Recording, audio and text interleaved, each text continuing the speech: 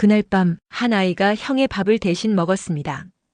그런데 그 밥에는 어머니가 몰래 넣어둔 특별한 꽃씨 가루가 들어 있었습니다. 몸을 따뜻하게 하는 약이었지만 처음 먹으면 큰 탈이 날 수도 있는 것이었지요. 잠시 후 그 아이는 밤새 배를 움켜쥐고 온 가족이 등잔불 아래에서 아이를 지켜봐야 했습니다. 그런데 이상한 일이 벌어졌습니다. 그날의 사건이 서로 어색했던 이 가족을 진짜 가족으로 바꾸게 되었기 때문입니다. 과연 그날 밤 아이에게는 무슨 일이 있었을까요? 그리고 그 꽃씨가 만든 기적은 무엇이었을까요? 안녕하세요.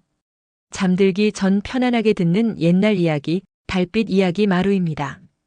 구독과 좋아요는 좋은 이야기를 만드는 큰 힘이 됩니다. 그럼 지금부터 따뜻한 옛 이야기 한 편을 들려드리겠습니다. 꽃씨 한 줌이 바꾼 집안 이야기. 지금 시작합니다. 남쪽으로 흐르는 강이 있었습니다. 그 강은 봄이면 물빛이 옅은 초록으로 물들었고 여름이면 소리를 내며 흘렀으며 가을이면 말없이 깊어졌습니다. 강가 마을에는 오래된 장터가 있었습니다. 닷새마다 한 번씩 열리는 장이었는데 그날만큼은 먼 산골에서도 사람들이 내려와 물건을 사고 팔았습니다. 떡 냄새와 집 냄새가 뒤섞이고 어디선가 아이 우는 소리와 웃음소리가 함께 피어오르는 곳이었습니다. 그 마을에 박도현이라는 목수가 살았습니다. 그는 젊은 나이에 이미 솜씨로 이름이 나 있었습니다. 나무를 다루는 손길이 유달리 정교했습니다. 같은 목재를 써도 도현의 손을 거치면 문짝 하나가 달라졌고 작은 탁자 하나에도 어딘가 기품이 깃들었습니다. 마을 사람들은 집을 고칠 일이 생기면 을의 도현을 먼저 찾았습니다. 하지만 도현은 자신의 일에 대해 말이 없는 사람이었습니다. 칭찬을 들어도 고개를 끄덕일 뿐이었고 값을 더 얹어주겠다는 말에도 적당히 손을 내저을 뿐이었습니다. 그저 묵묵히 그날 맡은 일을 끝낼 때까지 자리를 지켰습니다. 마을 사람들은 그것이 도현의 성품이라 여겼습니다. 그러나 그 조용함이 언제부터 시작된 것인지 아는 이는 많지 않았습니다. 도현에게는 아내가 있었습니다. 이름은 따로 전해지지 않습니다만 마을 사람들은 그녀를 기억할 때 한결같이 같은 말을 했습니다. 밝은 사람이었다고, 목소리가 낮고 웃음이 잦은 사람이었다고, 두 사람이 함께한 세월은 그리 길지 않았습니다. 아내는 몸이 약했습니다. 겨울마다 알아누웠고 봄이 와도 기력이 온전히 돌아오지 않는 해가 있었습니다. 도현은 그것을 알면서도 어쩌면 알고 싶지 않았던 것인지도 모릅니다. 일을 하러 나가면 해가 지도록 돌아오지 않는 날이 많았습니다. 나무를 깎는 소리가 멈추는 순간 집안에서 들려올 것들이 두려웠던 것인지도 모릅니다. 아내가 세상을 떠난 것은 연우가 아직 어릴 때였습니다. 그날 도현이 무엇을 했는지 어디서 그 소식을 들었는지 지금은 전해지지 않습니다. 다만 그 이후로 도현의 작업장에는 밤늦도록 불이 꺼지지 않는 날이 많아졌다고 합니다. 나무를 다듬는 소리가 강물 소리보다 먼저 들릴 때가 있었다고 합니다. 딸 연우는 어머니를 많이 닮았습니다. 웃음이 먼저였고 말이 그 다음이었습니다. 낯선 사람에게도 먼저 고개를 숙였고 누군가 무거운 것을 들고 지나가면 옆에서 함께 잡으려 했습니다. 10살이 채 되지 않은 아이가 그러했습니다. 도현은 딸을 볼 때마다 말을 잃는 순간이 있었습니다. 아이의 어디선가 이미 세상에 없는 사람의 흔적이 비쳤기 때문입니다. 그것이 기쁜 것인지 아픈 것인지 도현 자신도 쉽게 말하지 못했을 것입니다. 마을 어른들은 종종 말했습니다. 도현이 딸은 참 햇살 같은 아이야. 그 말을 들을 때마다 도현은 조용히 고개를 돌렸습니다. 혼자 아이를 키우는 일이 고된 것은 눈에 보이는 이유만이 아니었습니다. 밥을 짓고 빨래를 하는 것은 배우면 되는 일이었습니다. 도현은 그런 일들을 군말 없이 해냈습니다. 힘든 것은 다른 데 있었습니다. 연우가 아플 때였습니다. 밤새 열이 내리지 않아 아이의 이마에 손을 얹고 앉아 있는 밤이면 도현은 옆에 아무도 없다는 것을 실감했습니다. 누군가와 눈빛을 나누고 싶은 순간 나눌 사람이 없다는 것을. 그 무게는 나무를 다루는 손으로는 어떻게도 할 수 없는 것이었습니다. 마을 어른들이 재혼 이야기를 꺼낸 것은 그런 시간이 몇 해 쌓인 뒤였습니다. 도현은 처음에는 고개를 저었습니다. 말이 없는 사람이었지만 그 고개 젓는 모습에는 무언가 단단히 닫혀 있는 것이 있었습니다. 마을 어른들도 더 이상 말을 잇지 않았습니다. 그러나 세월이라는 것은 단단한 것도 조금씩 삭혀놓습니다. 몇 해가 더 지난 어느 봄날, 도연은 스스로 어른들을 찾아갔습니다. 무슨 말을 했는지는 알 수 없습니다. 다만 그날 이후 마을에서는 조용히 이야기가 돌기 시작했습니다. 봄바람이 불던 날이었습니다. 강가에는 아직 물이 차가웠고 버드나무 가지 끝에만 겨우 연한 초록이 내려앉은 때였습니다. 연우는 강가에서 혼자 놀고 있었습니다. 물수 제비를 뜨는 것이었는데 납작한 돌을 골라 손목을 틀어 던지면 물 위를 두어 번 튀다가 가라앉곤 했습니다. 아이는 그것을 몇 번이고 반복했습니다. 잘 되는 날도 있었고 바로 가라앉아 버리는 날도 있었습니다. 누가 가르쳐 준 것인지는 알 수 없었습니다. 아마 혼자 익힌 것이겠지요. 그 무렵 도연의 집에는 새로운 사람이 들어올 채비가 되어 가고 있었습니다. 연우는 그것을 알고 있었는지 모르고 있었는지 아이는 그저 강물을 바라보며 손에 쥔 돌을 다시 골랐습니다. 그날 밤 도연은 작업장에 오래 앉아 있었습니다. 아무것도 다듬지 않았습니다. 그저 손바닥 위에 작은 나무 조각 하나를 올려놓고 오래도록 들여다보았습니다. 무슨 생각을 했는지는 모릅니다. 그러나 그 선택이 이 집에 무엇을 불러올지 도연은 아직 알지 못했습니다. 봄바람은 열린 문틈으로 조용히 들어왔다가 소리 없이 빠져나갔습니다. 새로 들어올 사람의 이름은 한소라였습니다. 그녀에게는 아이가 하나 있다고 했습니다. 그 아이가 이 집에 발을 들여놓는 날 연우의 세상이 어떻게 달라지게 될지, 그리고 그 달라짐이 훗날 어떤 밤을 만들어낼지, 그것은 아직 아무도 모르는 이야기였습니다. 한소라가 처음 그 집 문을 들어선 것은 봄이 막 깊어지려는 무렵이었습니다. 아침 안개가 거치지 않은 시간이었습니다. 강 쪽에서 물냄새가 실려왔고 마당 한편에 심어진 매화나무에는 꽃이 진 자리에 작은 잎새가 돋아나고 있었습니다. 계절이 바뀌는 경계에 있는 날이었습니다.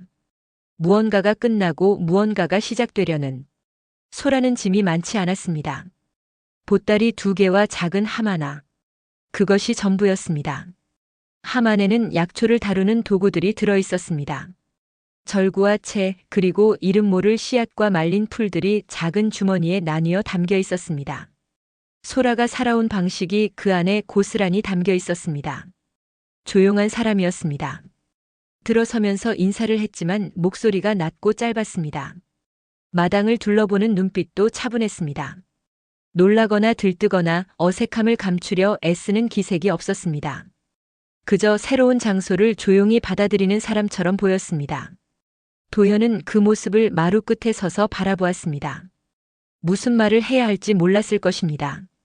아니면 알면서도 말이 나오지 않았을 것입니다. 두 사람은 잠시 같은 마당에 서서 서로를 향해 말없이 고개를 숙였습니다. 소라의 아들 민재는 어머니 뒤에 바짝 붙어 있었습니다. 7살이었습니다. 키가 또래보다 작았고 얼굴빛이 조금 창백했습니다. 눈은 컸지만 시선을 쉽게 들지 않는 아이였습니다. 낯선 마당을 바라보면서도 어머니의 치맛자락을 손가락으로 조금씩 쥐고 있었습니다. 연우는 마루 위에서 그 모습을 내려다보고 있었습니다. 아이들은 처음에 말이 없었습니다. 서로를 바라보았지만 시선이 맞으면 금세 다른 곳으로 향했습니다. 그런 시간이 얼마쯤 흘렀습니다. 그때 연우가 마루에서 내려왔습니다. 신발을 꿰신도 않고 맨발로 마당 흙을 밟으며 민재 앞에 섰습니다. 그리고 손을 내밀었습니다. 우리 같이 강가에서 물수 제비 뜨자. 민재는 그 손을 바라보았습니다. 잠시, 아주 잠시 망설이다가 수줍게 웃었습니다. 그것이 이 집에서 처음으로 생긴 온기였습니다. 소라는 짐을 풀고 나서 곧 부엌으로 들어갔습니다. 도연의 집 부엌은 손이 많이 탄 곳이었습니다. 솥뚜껑이 잘 닫히지 않았고 아궁이 옆 벽에는 그을음이 오래 쌓여 있었습니다. 살림을 오래 들여다본 사람이 없었다는 것이 보지 않아도 느껴지는 곳이었습니다. 소라는 무언가를 말하거나 표정을 짓지 않았습니다. 함께 가져온 짐 중에서 작은 주머니 하나를 꺼냈습니다. 그 안에는 말린 들꽃과 이름 모를 뿌리 조각들이 들어 있었습니다. 소라는 그것을 정해진 순서대로 골라 솥에 넣고 물을 부었습니다. 얼마쯤 지나자 부엌 안으로 은은한 향이 번졌습니다. 풀냄새와 꽃냄새가 섞인 산에서 맡을 법한 향이었습니다. 도현이 부엌 쪽으로 고개를 돌렸지만 말은 하지 않았습니다. 소라도 아무 말하지 않았습니다. 그 향이 집안에 퍼지는 것이 이 집에서 소라가 처음으로 남긴 흔적이었습니다. 처음 며칠은 조용했습니다. 지나치게 조용했다고 해야 할지도 모릅니다. 아침이면 각자 자리에서 일어나 각자의 일을 했습니다. 도현은 일찍 작업장으로 나갔고 소라는 부엌을 정리하고 약초를 손질했습니다. 아이들은 밥을 먹고 마당으로 나갔습니다. 저녁이 되면 같은 상에 앉아 밥을 먹었지만 대화는 길지 않았습니다. 낯선 사람들이 같은 지붕 아래 모인 첫날들이란 의례 그런 것입니다. 그러나 그 조용함 안에도 보이지 않는 것들이 조금씩 움직이고 있었습니다. 소라는 도현이 좋아하는 반찬이 무엇인지를 말없이 살폈습니다. 상에 오른 것들 중에서 도현이 조금 더 손이 가는 것이 무엇인지를 며칠에 걸쳐 눈으로 익혔습니다. 도현은 소라가 아궁이 앞에 오래 앉아 있는 것을 보고 작업장에서 자투리 나무를 다듬어 작은 발판 하나를 만들었습니다. 말은 없이 부엌 문 앞에 놓아두었습니다. 소라는 그것을 발견하고 부엌 안으로 들여놓았습니다. 그뿐이었습니다. 서로에게 고맙다는 말도 다른 말도 없었습니다. 그러나 그 발판은 그날 이후 줄곧 아궁이 앞에 놓여 있었습니다.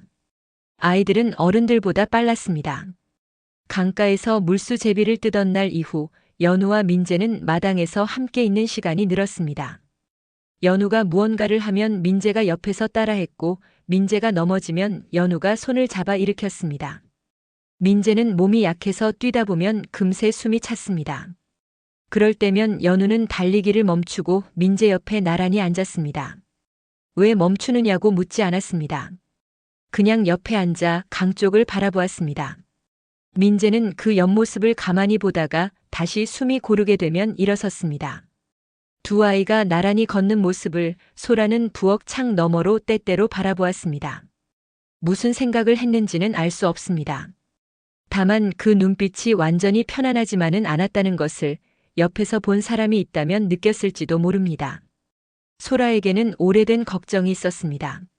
민재는 태어날 때부터 몸이 약한 아이였습니다. 열이 오르는 것도 남들보다 빨랐고 한 번 앓으면 회복이 더뎠습니다. 소라가 약초를 다루는 일을 시작한 것도 처음에는 이 아이 하나 때문이었습니다. 산에서 약초를 캐고 차를 다리고 어떤 풀이 몸의 어느 곳에 닿는지를 공부한 것이 그 모든 것의 시작이 민재였습니다.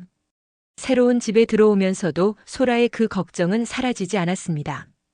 오히려 낯선 환경에서 아이가 더 쉽게 지치지 않을까, 더 자주 앓지 않을까 하는 생각이 마음속 어딘가에 늘 깔려 있었습니다.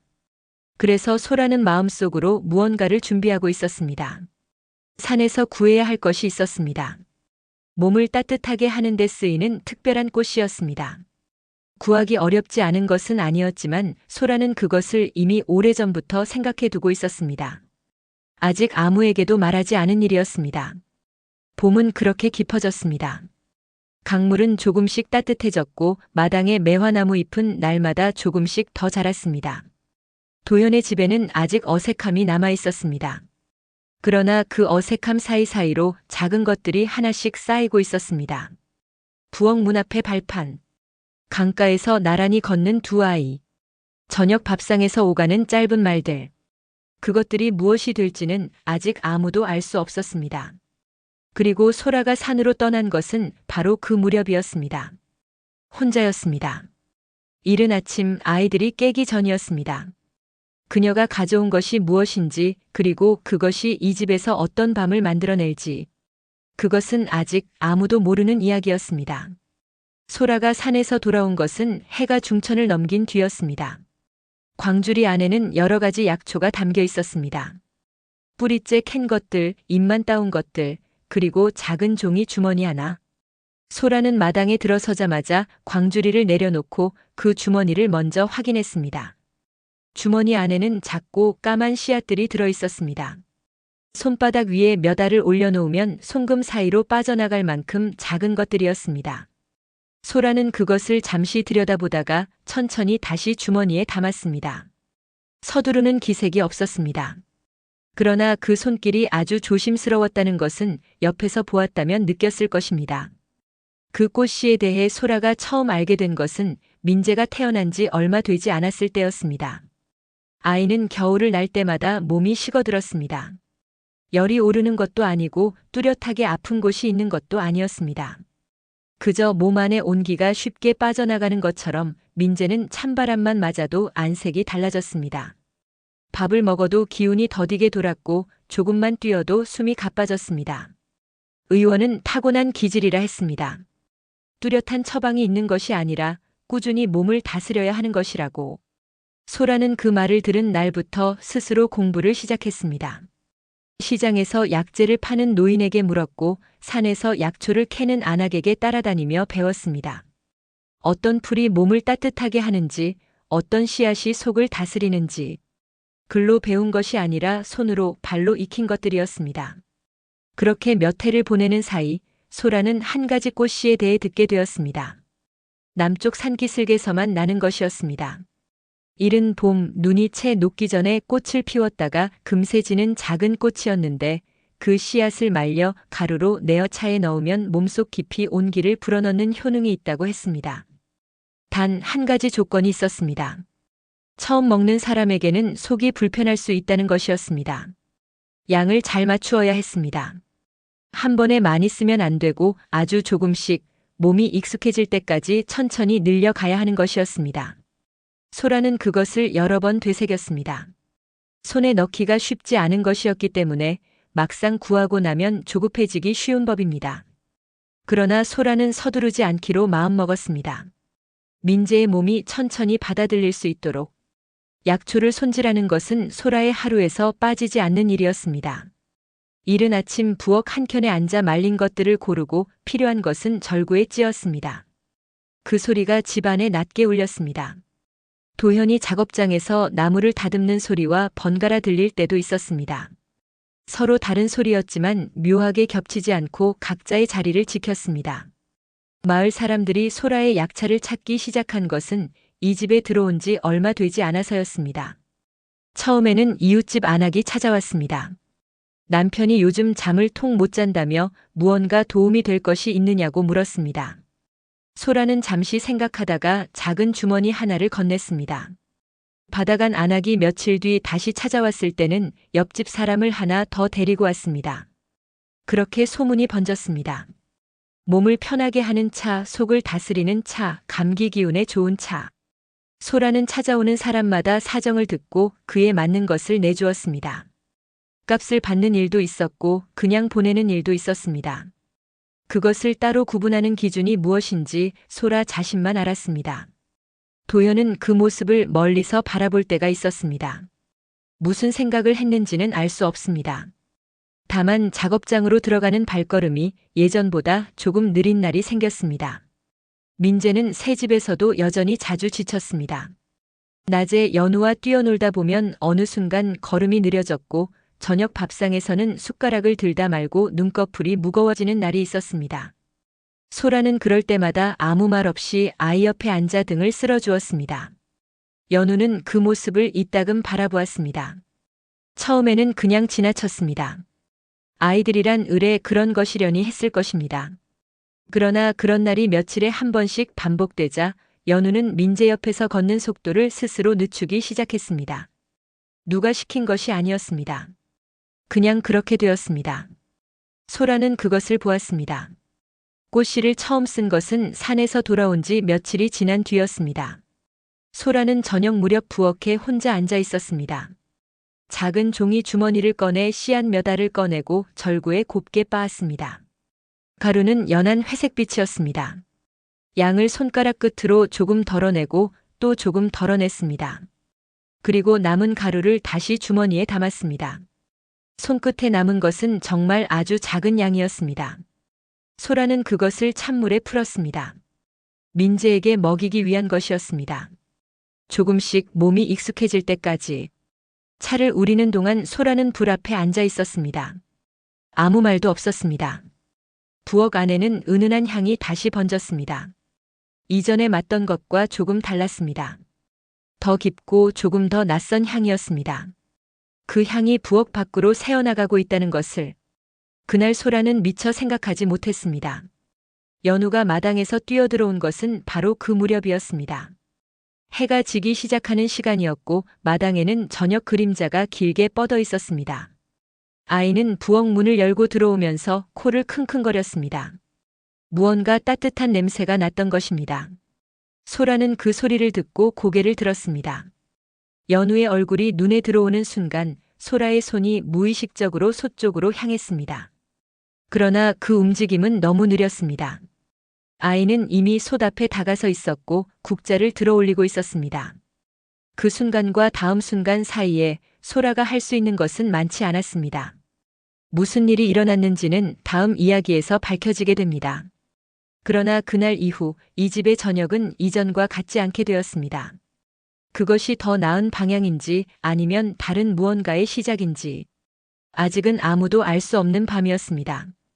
연우의 손이 국자를 들어 올리는 것을 소라는 멈추지 못했습니다.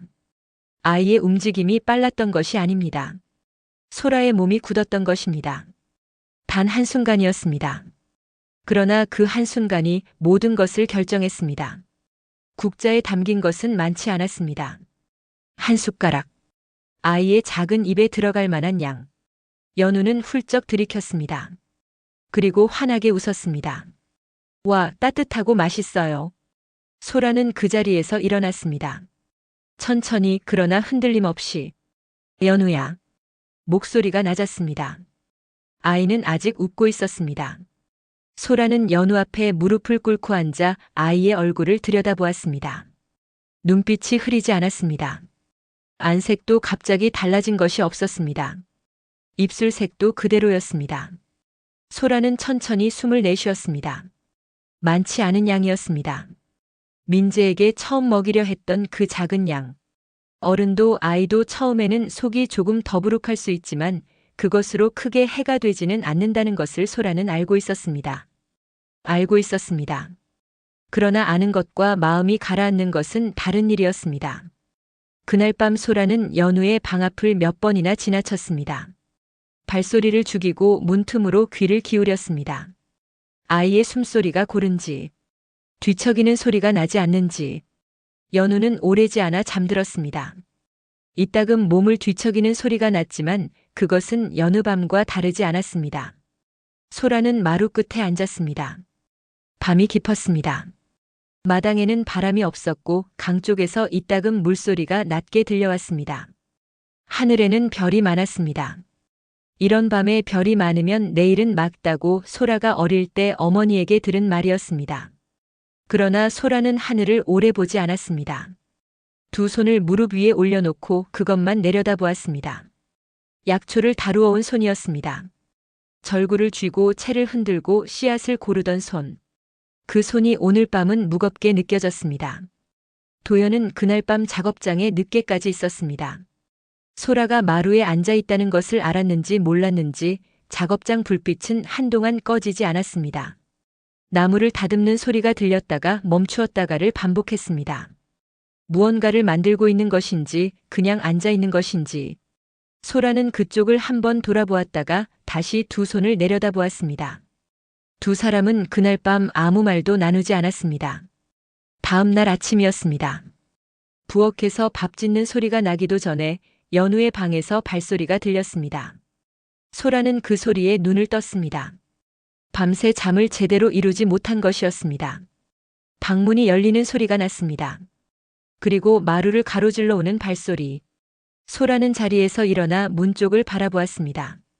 연우였습니다. 얼굴이 발갛게 달아올라 있었습니다. 그러나 그것은 열기가 아니었습니다. 막 잠에서 깨어난 아이의 얼굴이었습니다. 눈이 말똥말똥했고 입꼬리가 올라가 있었습니다. 어머니, 몸이 따뜻해서 그런지 기분이 좋아요. 소라는 그 말을 듣는 순간 무언가가 가슴 한쪽에서 조용히 풀리는 것을 느꼈습니다. 말로 할 수 없는 것이었습니다. 단단히 쥐고 있던 것을 밤새 쥐고 있다가 내려놓는 것과 같은. 소라는 연우에게 다가가 이마에 손을 얹었습니다. 열이 없었습니다. 눈빛이 맑았습니다. 어젯밤 아이의 숨소리를 문 밖에서 새던 시간이 이 한순간에 다 씻기는 것 같았습니다. 그렇구나. 그것뿐이었습니다. 그러나 소라의 목소리가 평소보다 조금 낮았다는 것을 연우는 알아채지 못했을 것입니다. 그날 저녁이었습니다. 소라는 아이들을 마루에 불러앉혔습니다. 민재는 어머니 옆에 붙어 앉았고 연우는 그 맞은편에 앉았습니다. 마당에는 저녁빛이 길게 누워 있었습니다. 먼 강 쪽에서 새소리가 들렸다가 멈추었습니다. 소라는 잠시 두 아이를 번갈아 바라보다가 입을 열었습니다. 사실 어제 죽에는 몸을 따뜻하게 하는 꽃씨가 들어있었단다. 민재가 눈을 크게 떴습니다. 그럼 누나가 내 약을 먹은 거예요? 연우는 잠깐 생각하는 듯 하더니 웃었습니다. 괜찮아. 나도 건강해졌잖아. 민재는 그 말을 듣고 잠시 말이 없었습니다. 무릎 위에 올려놓은 손을 내려다보다가 천천히 고개를 들었습니다. 그럼 이제 누나랑 같이 먹을래요? 소라는 그 말에 아무 대답을 하지 않았습니다. 다만 두 아이를 바라보는 눈빛이 그날 밤 마루에서 두 손을 내려다보던 눈빛과는 달랐습니다. 무언가 조금 달라져 있었습니다. 그날 이후 저녁 시간이 바뀌었습니다. 밥상이 물러난 뒤 소라는 작은 찻잔 두 개를 마루에 내놓았습니다. 연한 빛깔의 차였습니다. 꽃씨를 아주 조금 다른 약재와 함께 우린 것이었습니다. 처음보다 조금 더 부드럽게, 처음보다 조금 더 익숙한 향으로.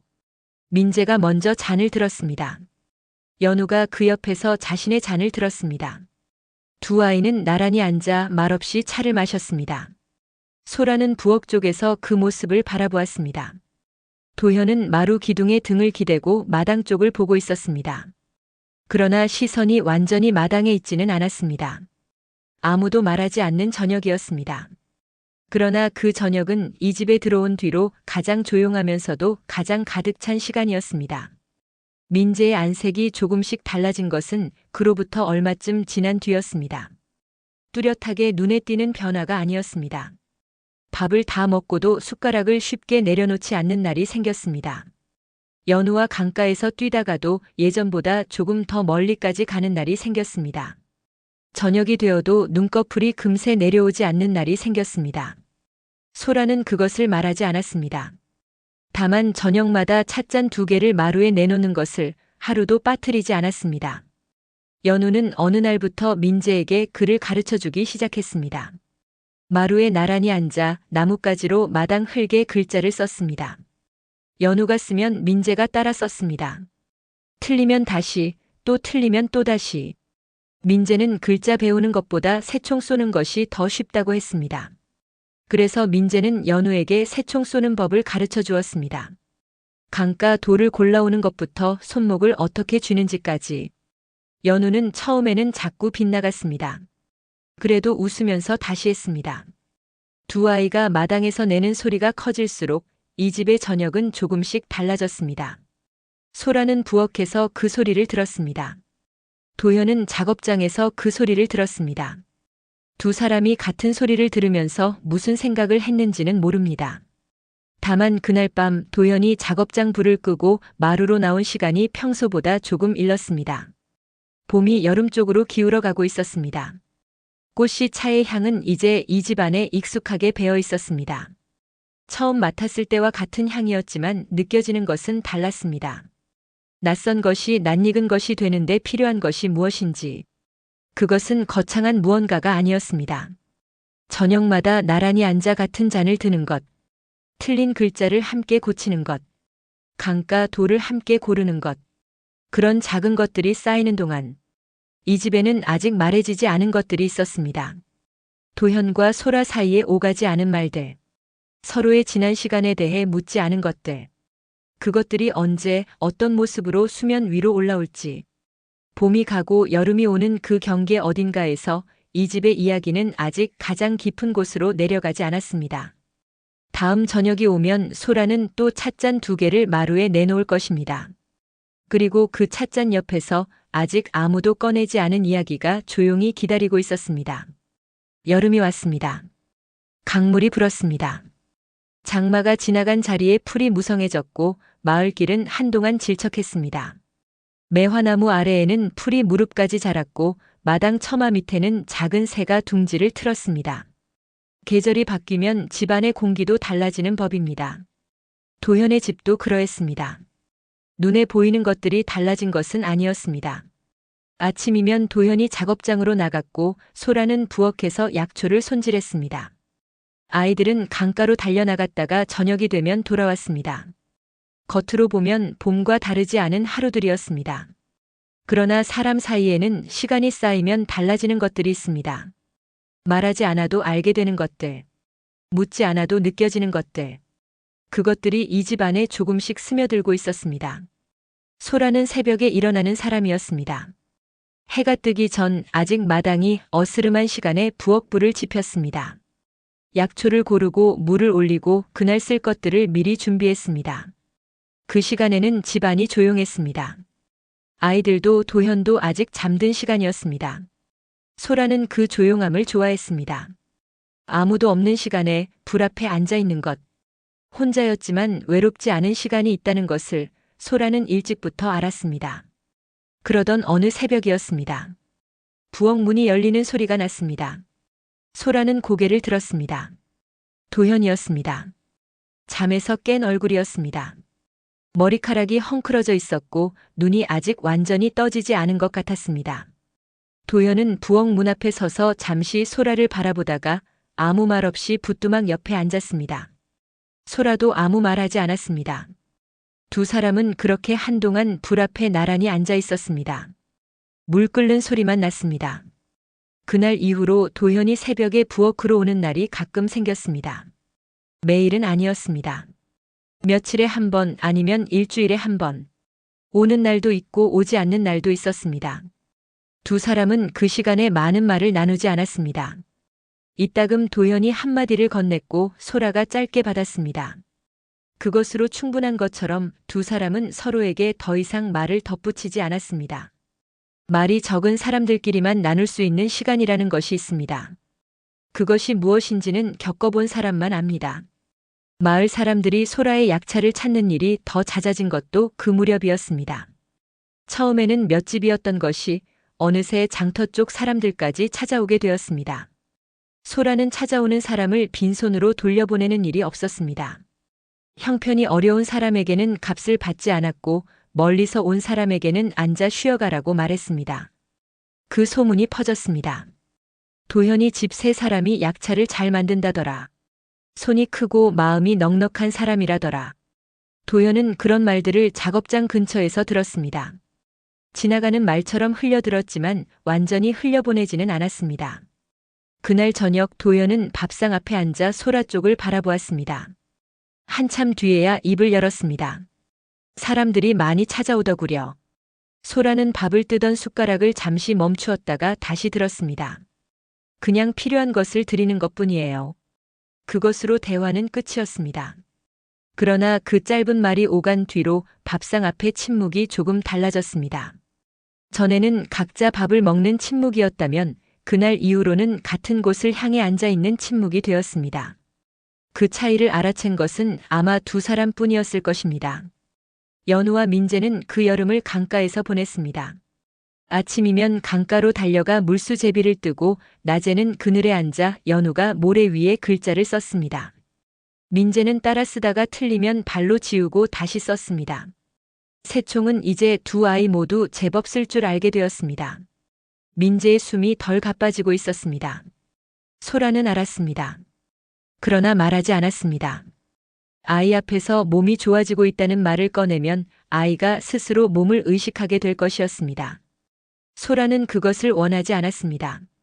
민재가 그냥 뛰고 그냥 웃고 그냥 살아가기를 원했습니다. 그래서 소라는 저녁마다 찻잔 2개를 내놓는 것 외에는 아무것도 하지 않는 것처럼 보였습니다. 그 여름 이 집에서 처음으로 웃음소리가 크게 난 날이 있었습니다. 민재가 새총으로 처마 밑 새 둥지를 건드리는 바람에 새가 날아오르며 소리를 질렀습니다. 민재는 놀라 뒤로 넘어졌고 연우는 그것을 보고 배를 잡았습니다. 소라가 부엌에서 뛰어나왔습니다. 아이가 다친 줄 알았던 것입니다. 민재는 마당에 주저앉아 멀뚱히 새를 쳐다보고 있었고 연우는 웃다가 눈물이 났습니다. 소라는 그 모습을 보고 잠시 굳어 있다가 웃었습니다. 소리내어 웃은 것은 아니었습니다. 입꼬리가 올라가고 어깨가 조금 흔들리는 정도였습니다. 그러나 그것이 이 집에 들어온 뒤로 소라가 처음 보인 웃음이었습니다. 도연은 작업장 문 앞에 서서 그 모습을 보았습니다. 아무 말도 하지 않았습니다. 그냥 바라보았습니다. 그리고 천천히 안으로 들어갔습니다. 여름이 깊어지는 어느 밤이었습니다. 아이들이 잠든 뒤 도연은 마루에 나와 앉았습니다. 소라도 마루에 있었습니다. 약재를 묶어 처마에 매달고 있었습니다. 말린 풀들이 바람에 조금씩 흔들렸습니다. 도연은 한참 동안 말없이 마당을 보았습니다. 그러다가 낮게 말했습니다. 소라, 당신 덕분에 우리 집이 참 따뜻해졌소. 소라는 손을 멈추었습니다. 처마에 반쯤 묶인 약재 묶음을 들고 잠시 그대로 있었습니다. 대답을 하지 않았습니다. 그러나 그 침묵이 거부가 아니라는 것을 도현은 알았을 것입니다. 소라는 다시 손을 움직여 약재를 처마에 걸었습니다. 바람이 불었습니다. 말린 풀들이 흔들렸습니다. 마당 너머로 강물 소리가 들렸습니다. 두 사람은 그날 밤 그 이상의 말을 나누지 않았습니다. 그 말이 오간 뒤로 이 집의 밤이 달라졌습니다. 뚜렷하게 달라진 것은 없었습니다. 도연은 여전히 일찍 작업장으로 나갔고 소라는 여전히 새벽에 불을 지폈습니다. 아이들은 여전히 강가를 뛰어다녔고 저녁이면 찻잔 2개가 마루에 놓였습니다. 그러나 그 사이사이에 전에는 없던 것이 있었습니다. 서로의 자리를 알고 있다는 것, 서로가 거기 있다는 것을 불편하게 여기지 않는다는 것, 그것이 가족이라는 것의 시작인지도 모릅니다. 아직 그 말을 꺼낸 사람은 없었습니다. 아마 오래도록 꺼내지 않을 것입니다. 그러나 마당에 걸린 약재가 밤바람에 흔들리는 것처럼 그것은 이미 이 집 안에 조용히 매달려 있었습니다. 연우와 민재는 그날 밤 마당에서 별을 보았습니다. 나란히 누워 하늘을 올려다보았습니다. 우리 어른 되면 뭐 할까?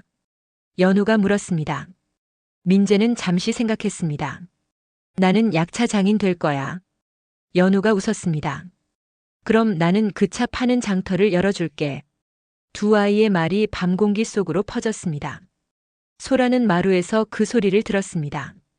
도현도 들었습니다. 두 사람은 서로를 보지 않았습니다. 그냥 각자 밤하늘 쪽을 바라보았습니다. 아이들의 목소리가 강물 소리와 섞였습니다. 그 소리가 어디까지 퍼져나갔는지는 모릅니다. 다만 그날 밤 이 집의 불이 가장 늦게까지 꺼지지 않았다는 것을 마을 사람 중 누군가는 기억했을 것입니다.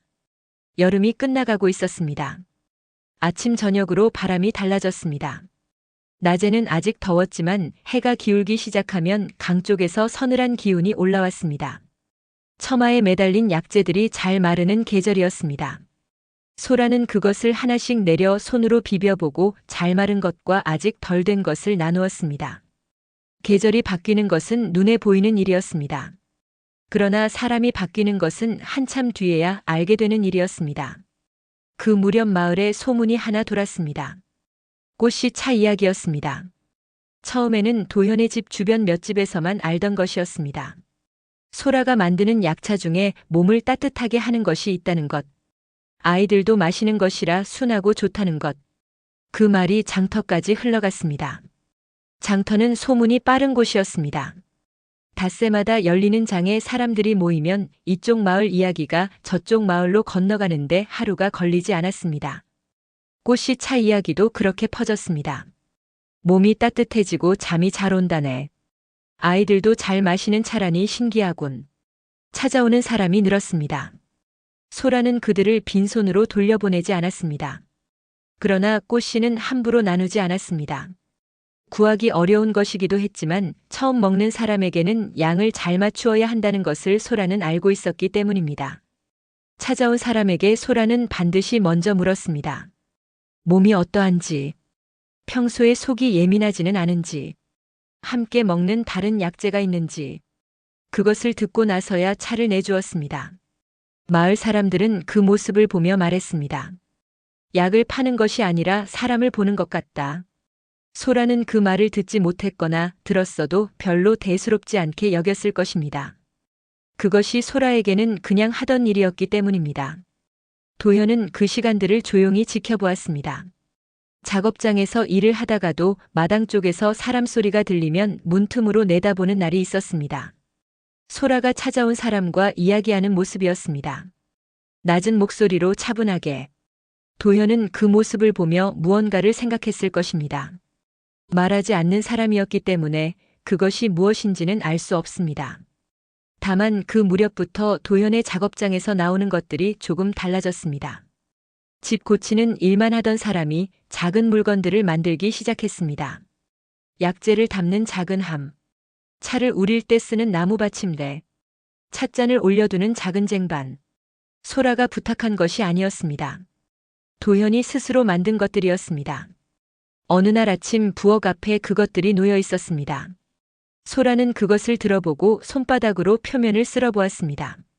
나무결이 고왔습니다. 모서리가 부드럽게 다듬어져 있었습니다. 소라는 그것을 부엌 안으로 들여놓았습니다. 아무 말도 하지 않았습니다. 그러나 그날부터 그 함과 받침대는 소라의 일상에서 빠지지 않는 자리를 차지했습니다. 가을이 문 앞까지 왔습니다. 아이들은 강가에서 갈대를 꺾어왔습니다. 연우는 그것으로 피리를 만들려 했지만 소리가 제대로 나지 않아 결국 포기했고 민재는 그 갈대를 마당 한편에 꽂아두었습니다. 바람이 불면 갈대가 흔들렸습니다. 소라는 그것을 뽑지 않았습니다. 도현도 아무 말하지 않았습니다. 그 작은 갈대 하나가 마당 한편에서 가을바람에 흔들리는 동안 이 집 안에는 말해지지 않은 것들이 여전히 있었습니다. 도현과 소라가 서로의 지난 시간에 대해 묻지 않은 것들. 두 사람이 각자 안고 온 것들이 무엇인지 아직 나누지 않은 것들. 그것들이 언제 나와야 하는지 아니면 영영 나오지 않아도 되는 것인지 아무도 알지 못했습니다. 그 가을의 어느 날이었습니다. 소라에게 찾아온 사람이 있었습니다. 마을에서 조금 떨어진 곳에 사는 노인이었습니다. 혼자 사는 사람이었는데 겨울마다 몸이 많이 상한다고 했습니다. 손이 떨렸고 걸음이 느렸습니다. 멀리서 온 것이 눈에 보였습니다. 소라는 노인을 마루에 앉혔습니다. 물을 먼저 드렸습니다. 그리고 천천히 물었습니다. 어디가 어떻게 불편한지, 얼마나 되었는지, 평소 무엇을 드시는지. 노인은 소라가 묻는 것마다 천천히 대답했습니다. 이야기가 길었습니다. 소라는 서두르지 않았습니다. 다 듣고 나서 부엌으로 들어가 오래 생각하며 약재를 골랐습니다. 꽃씨는 넣지 않았습니다. 노인의 몸에는 다른 것이 필요했습니다. 차를 내주면서 소라는 말했습니다. 한 번에 많이 드시면 안 됩니다. 조금씩 날마다. 노인은 그 말을 들으며 고개를 끄덕였습니다. 돌아가는 노인의 뒷모습을 소라는 마당 끝에서 바라보았습니다. 느린 걸음이었습니다. 마을길이 굽어 사라질 때까지 소라는 그 자리에 서 있었습니다. 도현은 그 모습을 작업장 문 앞에서 보았습니다. 이번에도 말하지 않았습니다. 그러나 그날 저녁 밥상에서 도현은 밥을 다 먹고도 자리를 뜨지 않았습니다. 소라도 자리를 지켰습니다.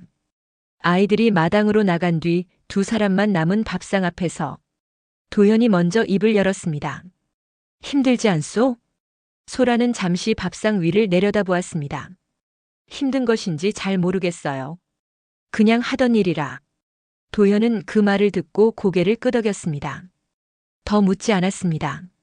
그러나 그 짧은 말들이 오간 뒤로 두 사람 사이에 있던 무언가가 조금 더 가까워졌습니다. 거리가 줄어든 것이 아니었습니다. 경계가 조금 낮아진 것이었습니다. 밤이 길어지기 시작했습니다.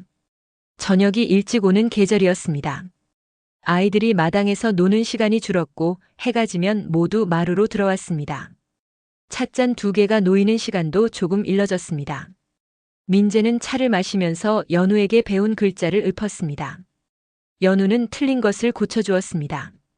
소라는 그 소리를 들으며 다음 날 쓸 약재를 골랐습니다. 도현은 마루 기둥에 등을 기대고 앉아 때로는 눈을 감고 있었습니다. 잠든 것인지 그냥 쉬는 것인지 아이들은 그것을 알 수 없었지만 그래도 조용히 있었습니다. 이 집의 저녁이 그렇게 흘러갔습니다. 그 무렵 도현은 마을 어른에게 들은 말이 있었습니다. 장터 근처에 빈자리가 하나 생겼다는 것이었습니다. 작은 자리였지만 자리를 잘 잡으면 약차를 팔기에 나쁘지 않다는 말이었습니다. 도연은 그것을 며칠 동안 혼자 생각했습니다.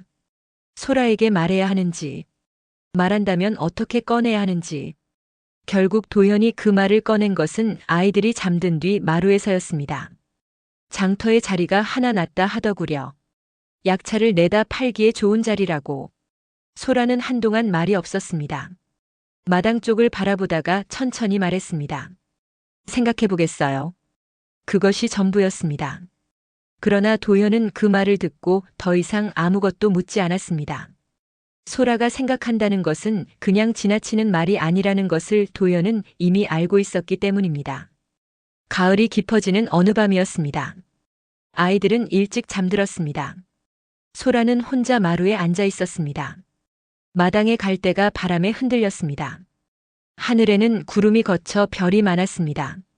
어릴 때 어머니가 했던 말이 떠올랐습니다. 별이 많으면 내일은 맑다고. 소라는 오래 그 별들을 바라보았습니다.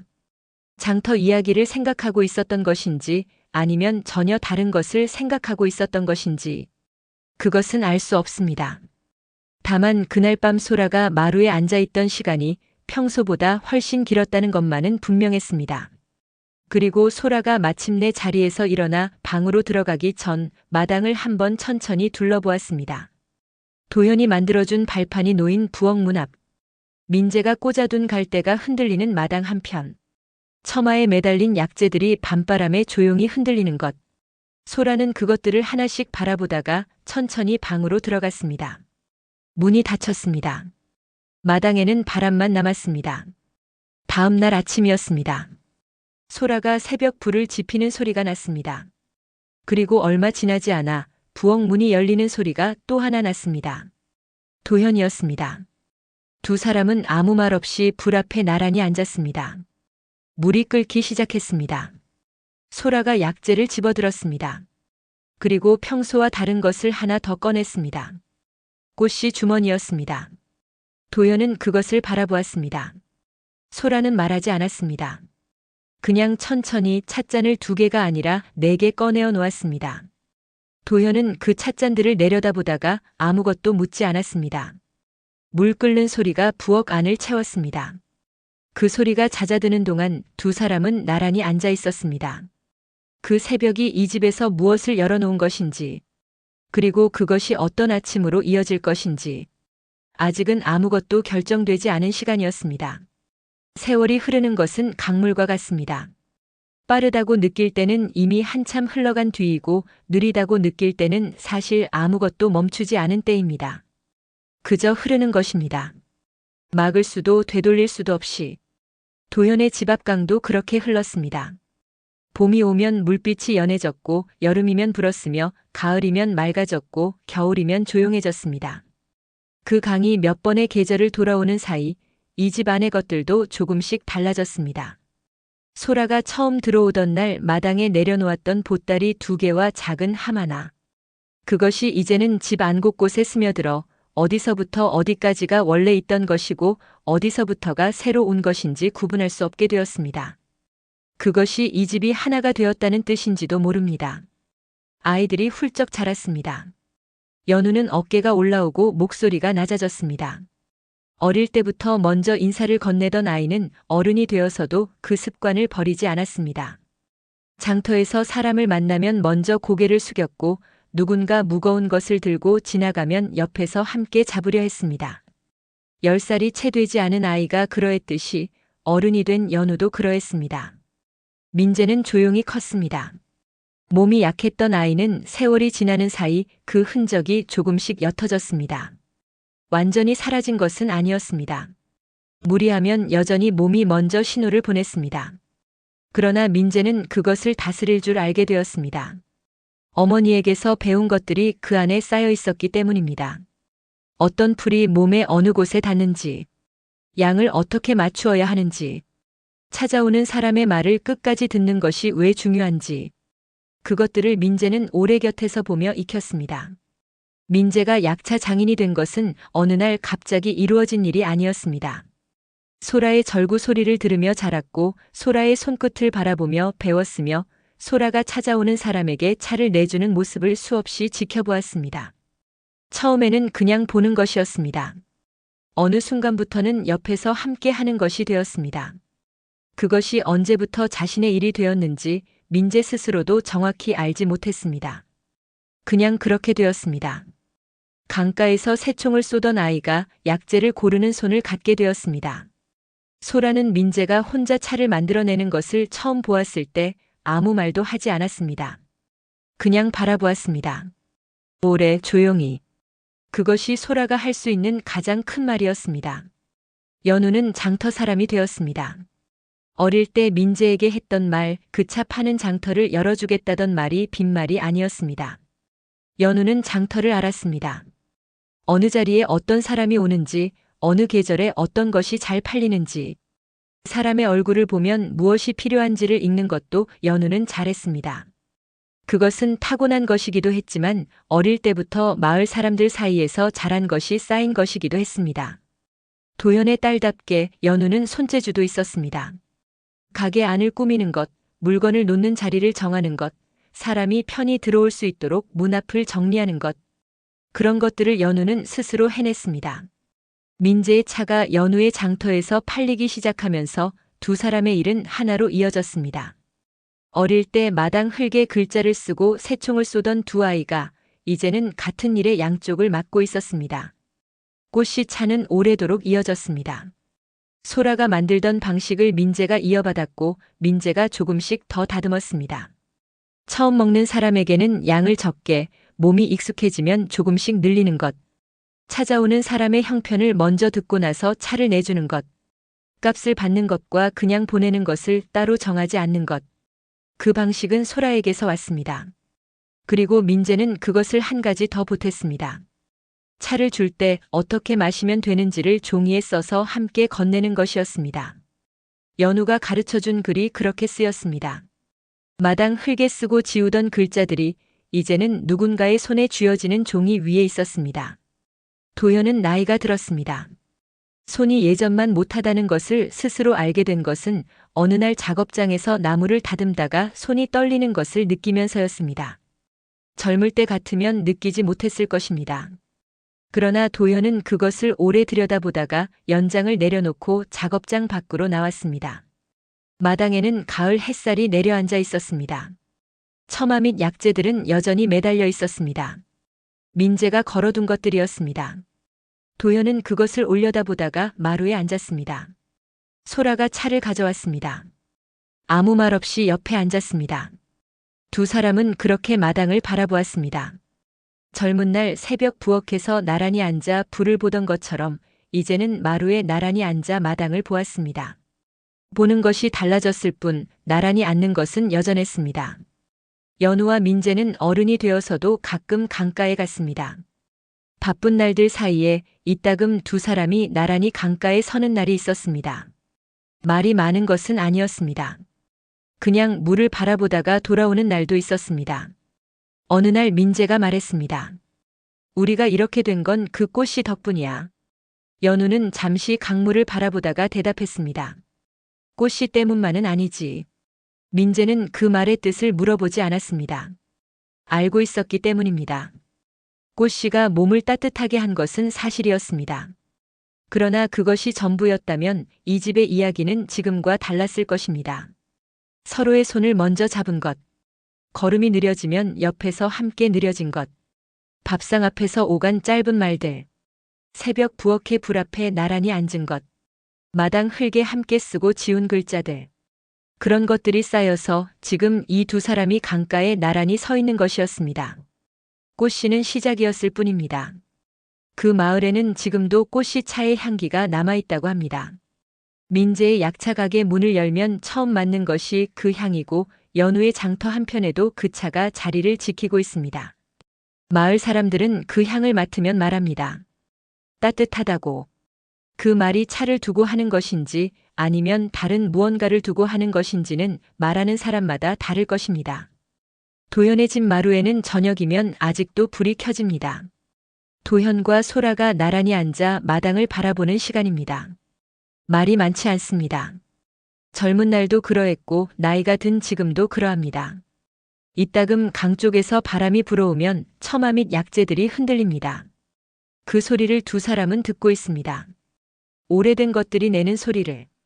밤이 깊어지면 마을은 조용해집니다. 장터의 소리도 강물 소리도 낮보다 낮아집니다. 그 조용함 속에서 꽃이 차의 향기가 밤 공기를 채웁니다. 은은하게 서두르지 않고 그 향을 맡는 사람은 자신도 모르게 숨을 깊이 들이쉽니다. 몸 안으로 따뜻한 것이 들어오는 것 같은 느낌. 그것이 차의 향기 때문인지 아니면 이 마을이 오래 쌓아온 것들 때문인지 구분하려 하지 않아도 됩니다. 처음에는 어색했던 가족이 서로를 이해하고 함께 웃으며 살아가는 것. 그것이 어떻게 이루어지는지를 이 마을 사람들은 압니다. 거창한 것이 아닙니다. 먼저 손을 내미는 것, 걸음을 맞추는 것, 말하지 않아도 옆에 있는 것, 새벽 불 앞에 나란히 앉는 것, 그런 작은 것들이 날마다 쌓이는 것. 그것이 세상에서 가장 오래가는 것이고 가장 따뜻한 것입니다. 오늘 밤도 그 마을 어딘가에서는 불이 켜져 있을 것입니다. 도현의 집 마루, 민재의 약차 가게, 연우의 장터 한편. 그 불빛들이 강물 위에 내려앉아 물결 따라 조용히 흔들립니다. 그것을 바라보는 사람은 자신도 모르게 마음이 가라앉습니다. 서두를 것이 없다는 것을, 지금 이 자리가 나쁘지 않다는 것을 그냥 조용히 알게 됩니다. 따뜻한 마음을 가진 사람에게는 언제나 좋은 이야기가 찾아옵니다. 그 마을의 밤은 오늘도 그렇게 평화롭게 흘러갑니다. 강물처럼 서두르지 않고 멈추지 않고 세월은 강물처럼 흘러갑니다. 붙잡을 수는 없지만 그 흐름 속에서 남는 것들이 있습니다. 누군가 먼저 내민 손 같은 방향을 바라보며 앉아있던 시간, 그리고 말없이 함께했던 저녁들. 그 작은 것들이 쌓여 한 집의 이야기가 되고 한 마을의 온기가 됩니다. 오늘 들려드린 이야기, 여러분의 마음에도 따뜻한 향기처럼 남았기를 바랍니다. 이야기가 좋으셨다면 구독과 좋아요로 응원해주세요. 여러분의 작은 응원이 다음 이야기를 만드는 큰 힘이 됩니다. 잠들기 전 편안하게 듣는 옛 이야기, 밤길 야담이었습니다. 그럼 다음